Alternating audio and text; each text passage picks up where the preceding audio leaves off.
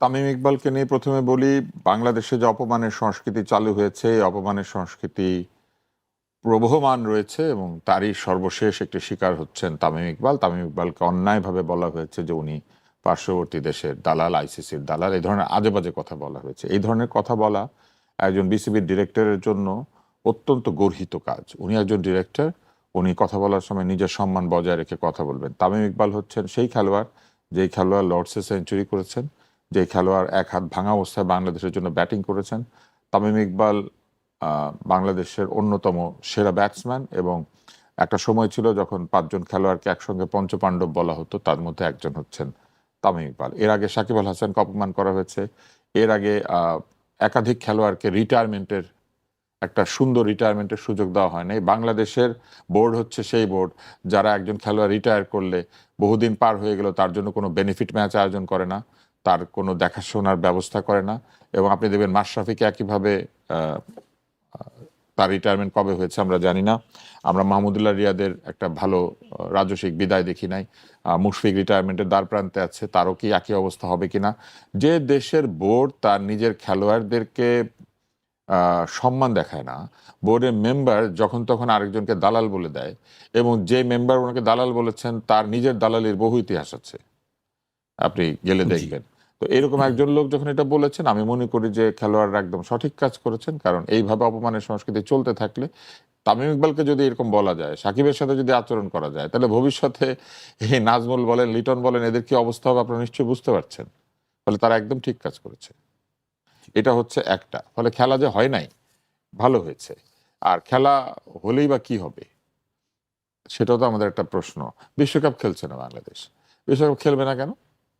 কারণ তাদের আধিপত্যবাদের বিরুদ্ধে তাদের সংগ্রাম। মুস্তাফিজকে কেন খেলতে দেওয়া হয় না, এরকম নানান সেটি কথাবার্তা অবশ্য বলা হচ্ছে। চূড়ান্ত হয়নি কিন্তু এখনো তামিম ইকবাল না, পর্যন্ত। কিন্তু বলেছে তো আমরা খেলবো না। জি। তো আপনি অবস্থাটা বুঝেন কিন্তু যে এক এক ধরনের স্বামী স্ত্রীর গড়বড় হলে বাপের বাড়ি জামুগা বলে এক ধরনের একটা ব্যাপার ছিল একসময় বাংলাদেশে। এখন তো বাপের বাড়িতে যাবে কোথায়, ফ্ল্যাট বাড়িতে থাকে, রুম থাকে না, চলে আসার পর ওই রুম আরেক ভাই বোন দখল করে নেয়, ফলে যেতে পারে না। কিন্তু আগে তো যেত, বাপের বাড়ি জামুগা এটা বলতো। তো ওইরকম খেলুম না, খেলুম না বলার মতো আবেগীয় জায়গাতে অন্তত বাংলাদেশের প্রফেশনাল ক্রিকেট বোর্ডের এবং প্রফেশনাল ক্রিকেট সিস্টেমে থাকা উচিত না। বলা উচিত খেলুম, এই এই শর্ত মানলে খেলুম, কিন্তু খেলুম না আগেই বলে দিলে ওইটা আর হয় না, বুঝছেন তো। ওই এরা কি করেছে, এরা বলেছে আমরা খেলবো না। একটা ব্যক্তিগত খেলোয়াড়ের ব্যক্তিগত সমস্যা তৈরি হওয়ার কারণে পুরো দেশ খেলবে না, এইটাও কিন্তু একটা অদ্ভুত ব্যাপার। তো ওইটা যদি ঠিক হয়ে থাকে যে মোস্তাফিজ কেন জুয়ারিদের লিগে খেলতে পারছে না, যে লিগে লিগ্যাল বেটিং হয় সেখানে খেলতে পারছে না, কয়েক কোটি টাকা পায় নাই, আর সেটার বিরুদ্ধে প্রতিবাদ জানিয়ে যদি পুরো দেশের টিম বলতে পারে খেলবো না, তাহলে জাতীয় দলের খেলোয়াড়কে অপমান করলে খেলোয়াড়রা বলতে পারে খেলবো না, কেউই খেলবে না। জি। হ্যাঁ, এবং এটা ভালো হয়েছে তো। একসময় শামীম ওসমান বলতো খেলা হবে খেলা হবে, এখন দেখেন খেলা হচ্ছে না, খেলা হবে না। হ্যাঁ, এইবার আসেন পরেরটা যায়, সাত কলেজ। সাত কলেজ বহুদিন ধরে এই কাজ করছে, এই রাস্তায় বেরোয় আসে আর বলে আমাদেরকে বিশ্ববিদ্যালয় বানাই দিতে হবে। ভাই, বিশ্ববিদ্যালয় তো অনেকগুলো ছিল, আপনারা ভর্তি হতে পারেন নাই কেন? আরে দিয়ে দেখবা না না না, সমস্যা আপনারা ভর্তি হতে পারেন নাই তো ওই বিশ্ববিদ্যালয়ে। হুম। তারপরে এখন খালি বলছেন আমাদেরকে গুচ্ছ বিশ্ববিদ্যালয় করেন। গুচ্ছ কেন? আলাদা আলাদা ভাবে বিশ্ববিদ্যালয় হন, অসুবিধা কি? গুচ্ছ হইলে সুবিধা কি? একটা ভিসি নাকি? বরং সাতটা বিশ্ববিদ্যালয় হলে সাতটা ভিসি, অনেক ভালো না? আরো ভালো ভালো লোকজনকে ওখানে পোস্টিং দেওয়া যাবে। আজাদি না গোলামি বলে বলে এক এক পক্ষের গোলাম দূর হবে, আরেক পক্ষের গোলামরা আজাদির নাম দিয়ে ওখানে গিয়ে পোস্টেড হবে। তো ভালো তো, সাতটা বিশ্ববিদ্যালয় করে দেওয়া হোক। এখন তারা নেমেছেন ইলেকশনের আগে, এটা সম্পূর্ণভাবে ইলেকশনকে বাধাগ্রস্ত করার একটা প্রক্রিয়া। কেন? সাত কলেজ ইলেকশনের পরে নতুন যে সরকার আসবে তাদের কাছে দাবি দেওয়া নিয়ে যাওয়ার উপায় নাই, এখন কেন রাস্তা বন্ধ করতে হবে? যখন কিনা সমস্ত মানুষ নির্বাচনের প্রচারণায় বের হবে 2 দিন পরে, নির্বাচনের মধ্যে কোনো ধরনের গন্ডগোল করা, রাস্তাঘাট ব্লক করা, যেটা এমনিতে একটা অন্যায় কাজ, সেটা তারা সবাই মিলে করছেন। কেন করছেন? আজাদি মানে এইটা না যে আপনি নিজের হাতে আইন তুলে নেবেন, যা মনে লয় তাই করবেন। আমার গায়ে যত দুঃখ সয়, বন্ধুয়ারে করো তোমার মনে যাহা লয়। এই সাত কলেজ যদি নিজেদেরকে মনে করে তারা জাতির বন্ধু হয়েছে, যা খুশি তাই করবে, যা খুশি তাই করার অধিকার তো ঢাকা শহরের নাগরিকরাও তাদেরকে দেয় নাই। যেখানে সেখানে রাস্তা বন্ধ করবেন, রাস্তা বন্ধ করে বলবেন আমাদের বিশ্ববিদ্যালয় চাই, আরেকদিন বলবেন অটো পাস চাই। অটো পাসের মৎসব দেখেছিলাম আমরা। মৎসব শব্দের অর্থ নিশ্চয়ই জানেন, মহোৎসব, এটাকে হুম। জি। কথ্য ভাষায় মৎসব বলে। অটো পাসের মৎসব করার পরে এখন অটো বিশ্ববিদ্যালয় হয়ে যাবে তারা কালকে। এই এক একটা কলেজেরও তো 100-150 বছরের ঐতিহ্য আছে। ঢাকা কলেজের বয়স কত?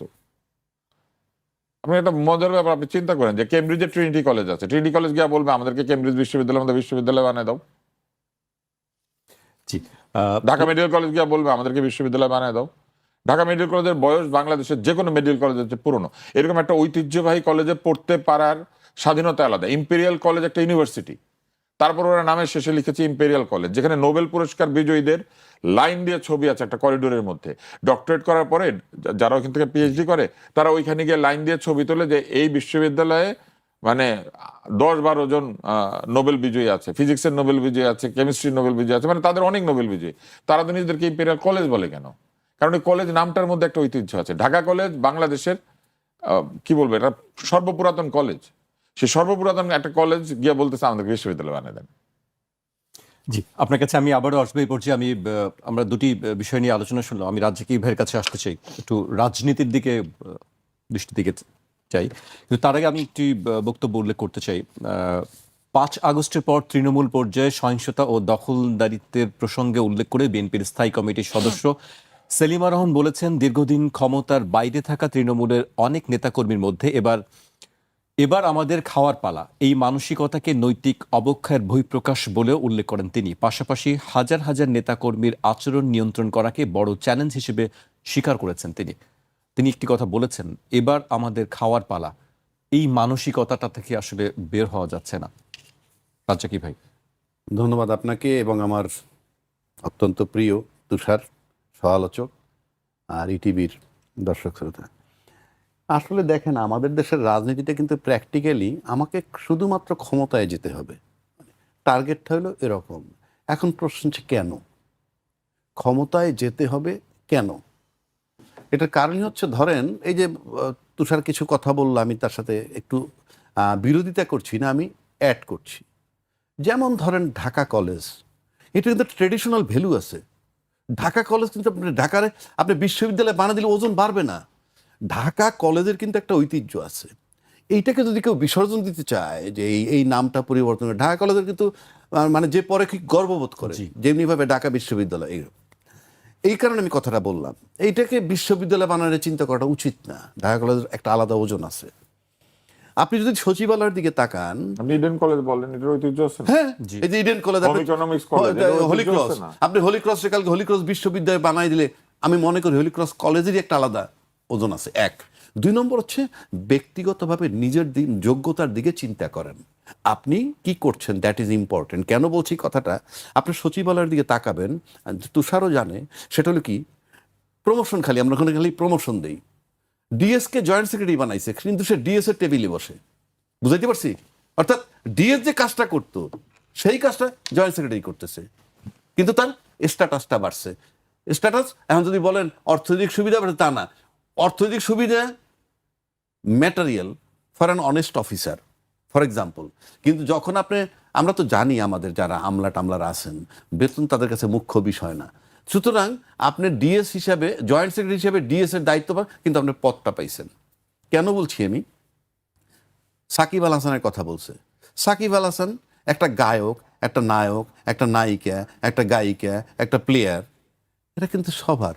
এই যে তুষার আজকে ডিবেট করতেছে, না ডিবেট না সরি, এই যে আজকে টক শোতে করতেছে, তুষার কিন্তু আজকের পরিচিত না। সে বহু আগে সেই শুভেচ্ছা, দুনিয়ার লোকের শুভেচ্ছা দিচ্ছে, আর নিজে পায় কিনা আমি জানি না, দুনিয়ার লোকের শুভেচ্ছা দিচ্ছে না, আমি বলছি, হ্যাঁ, কিন্তু আজকের পরিচিত মুখ না, সে কিন্তু এখানে এসে পরিচিত হচ্ছে না। অর্থাৎ আমি কিন্তু বলতে চাচ্ছি, এই তামিম ইকবাল বলেন, সাকিব আল হাসান বলেন, মোস্তাফিজ বলেন, এরা সবার কাছে সার্বজনীন।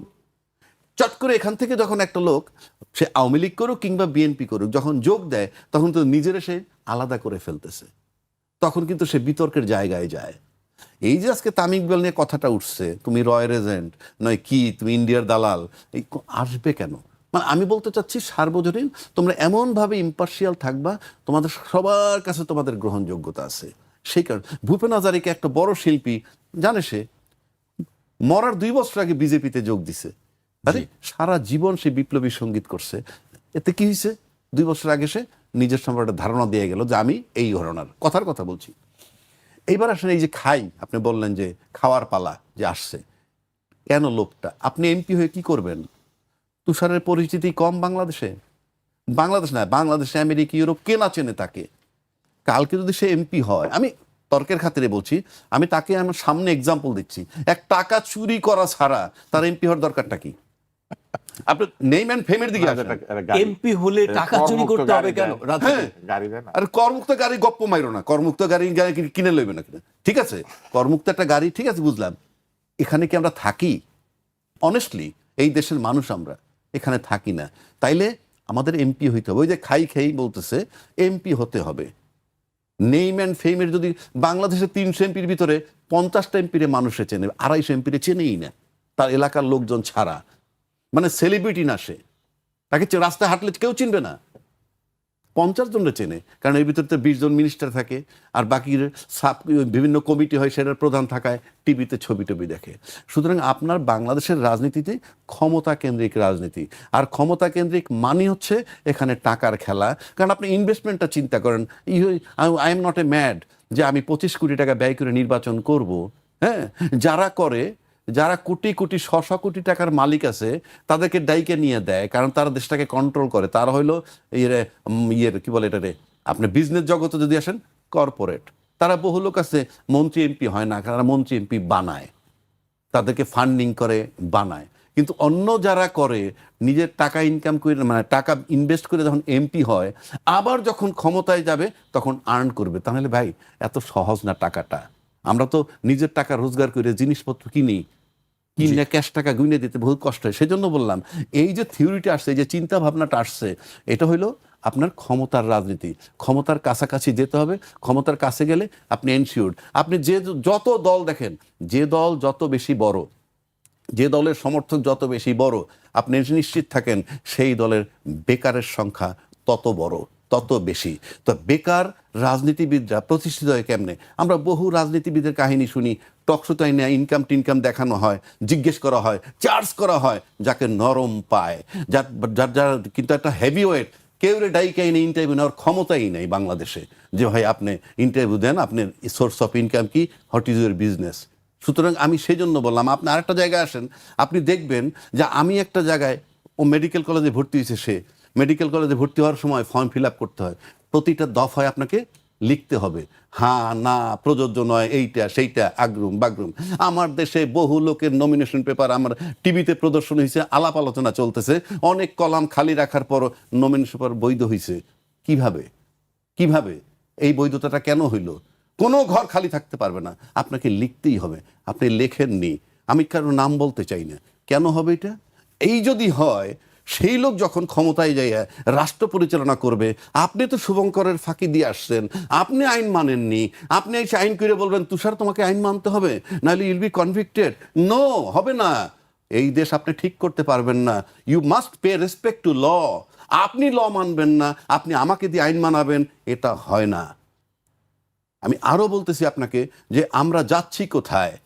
আপনি প্রতিবার নির্বাচনের তফসিল দেয়, তফসিল দেওয়ার আগে কি বলে, গণপ্রজাতন্ত্রী বাংলাদেশ সরকারের বা বাংলাদেশের যে সংবিধানের এত নম্বর অনুচ্ছেদ মোতাবেক আমি নির্বাচনী তফসিল ঘোষণা করছি।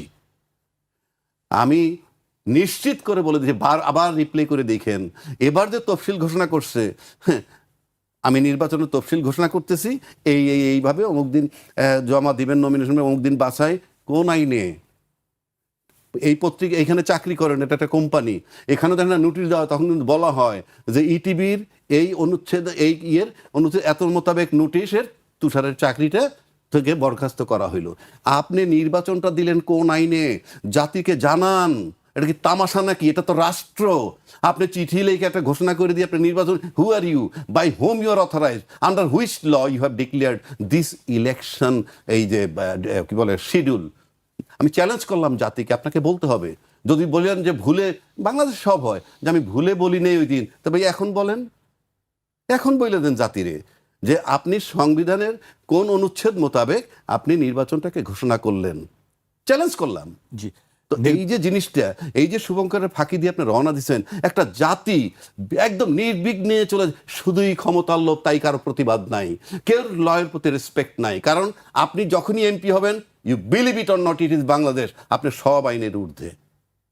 আপনি আমেরিকার মতো দেশ, আমরা গালাগালি করি যাই করি না কেন, আপনি ভারতের দিকে তাকান, সেখানেও কিন্তু আইনের প্রয়োগ অনেক বেশি আছে। আপনি আইনকে যদি সম্মান না করেন, আপনি আইন মানবেন না, আপনি আমাকে এদিকে কেমনি আইন মানাবেন?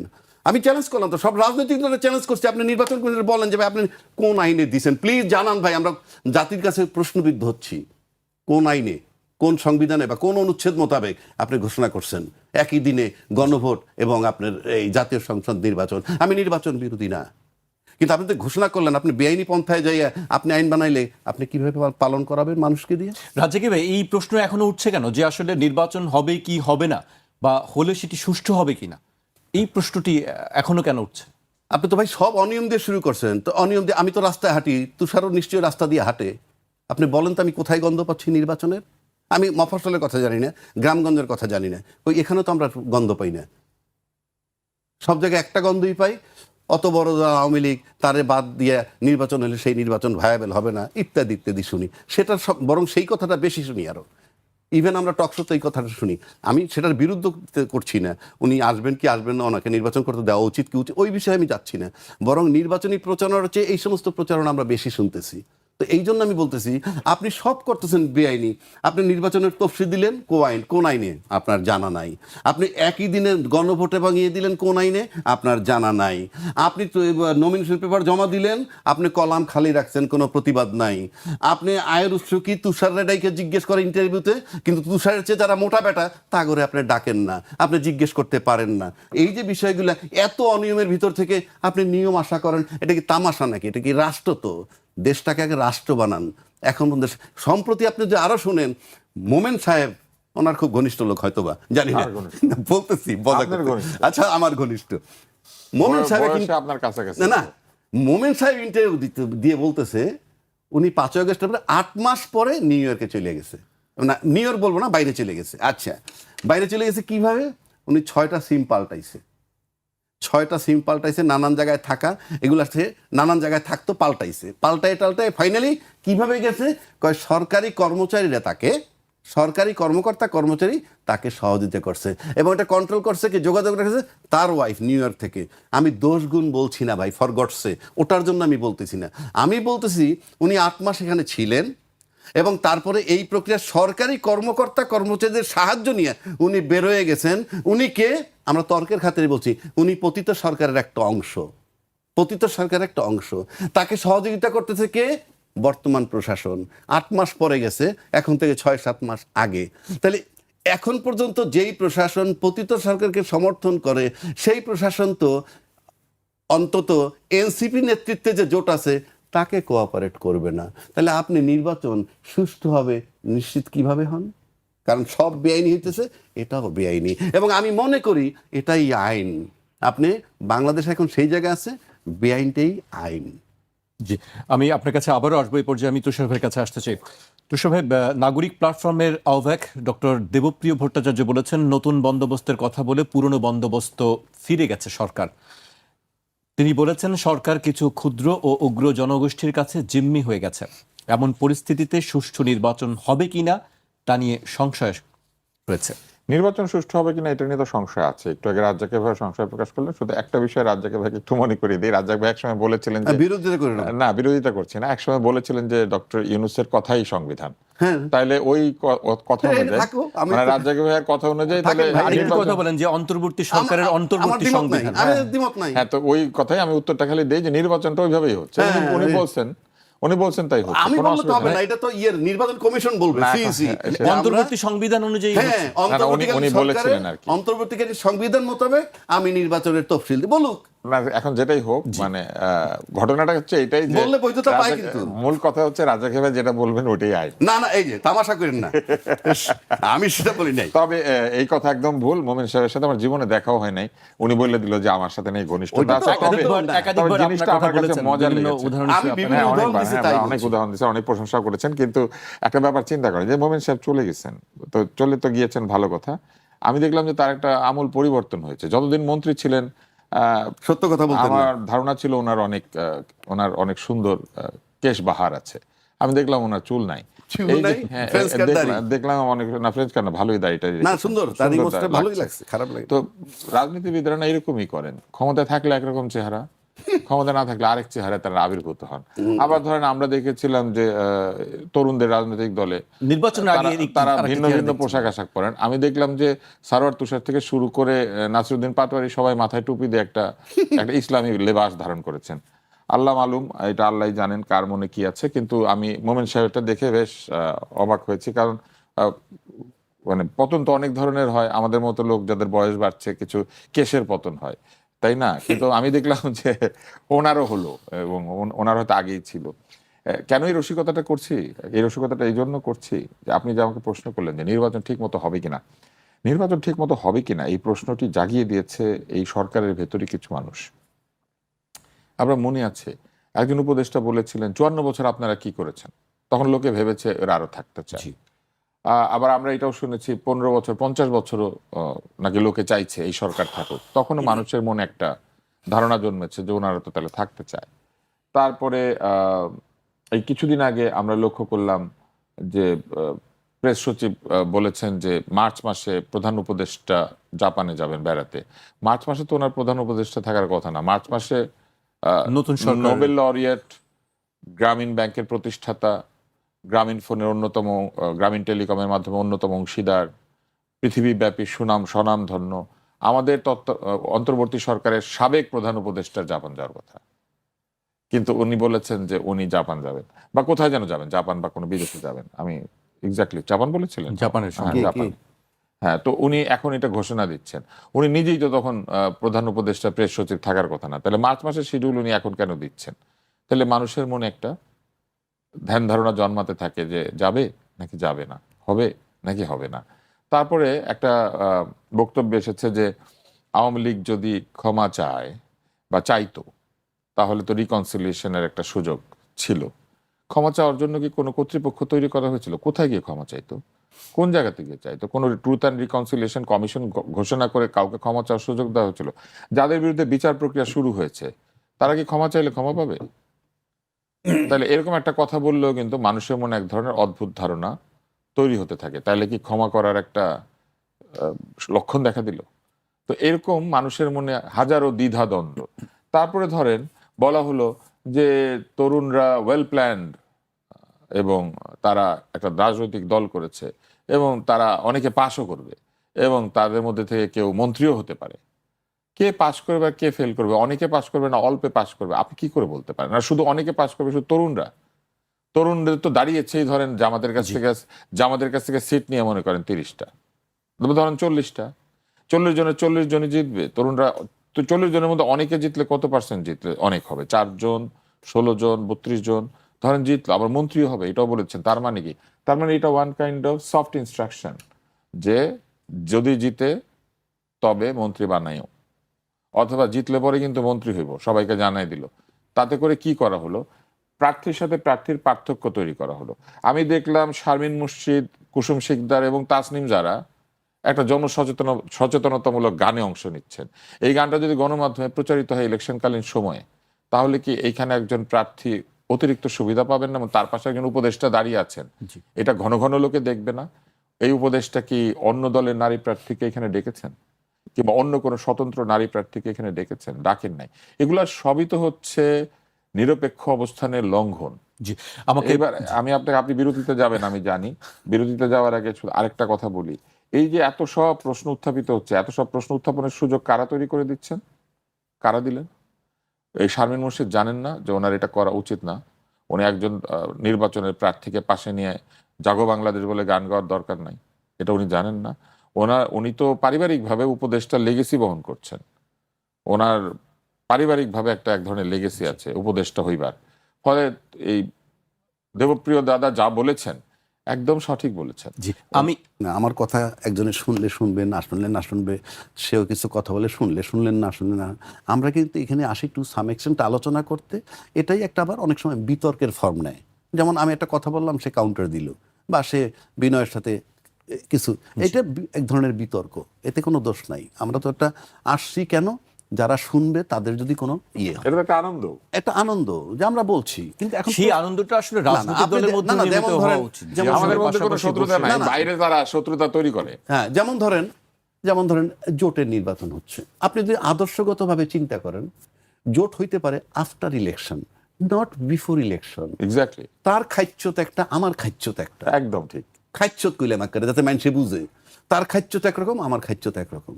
কারণ ইলেকশনের আগে কইতেছি যে তুমি আইসা পড়ো ভাই আমার দলে, মানে আমার কাছে আসো, জোট করি, আর আমার লোকগুলারে বলতেছি যে ওরে ভোট দিও। তো এই লোকগুলো তো সব আমার খাইচ্যতের। আমি 30 বছর ধরে গইরে তুলছি আমার খাইচ্যতের, ওরা বৈশা রয়েছে আমার খাইচ্যতের লোকেরা ভোট দিবে না দিয়ে ও যখন বলবো আমি তো দলীয় ভাবে তার গণতান্ত্রিক অধিকার হরণ করলাম। একদম ঠিক। এটা কোন পদের গণতন্ত্র? এক। দুই, আবার আমার দলের মার্কাও দিচ্ছি, মানে কত রকম সাবোটাজ। আবার দলের মার্কা যারা দিচ্ছি না তারা ডাইকে এনে বলতেছি তুষার ভাই দাঁড়ান আপনি, নো প্রবলেম, আমার লোক আপনাকে ভোট দিবে। কোনোটাই গণতন্ত্রে পড়ে না। 3 নম্বর, একটা পার্টির রেজিস্ট্রেশন পাইতে জান বাইরে হয়ে যায়, জান কালা হয়ে যায়। সেই পার্টির রেজিস্ট্রেশন পার্টির একটা লাথি মেরে এসে তুষারের দলে যোগ দিছে, ভাই আপনি বড় দল, আমারে আপনার মার্কা দেন। এটা কোন আইডিওলজি? আপনি তো আপনার দলের আদর্শ বিকিয়ে দিয়ে আসছেন, আপনাকে তো বিশ্বাস করার কোনো কারণ নাই। You are not trusted. কারণ আপনি তো এই আইডিওলজিটা জনগণকে দীর্ঘদিন বুঝাইছেন, সেটাই ঘরে বসে বুঝান, বাজারে বসে বুঝান, আর 5 জনের বুঝান। সেই 5টা লোক তো বলবে যে এই লোকটার তো কোনো আদর্শ নাই। এটা কোনো গণতান্ত্রিক প্রক্রিয়া না।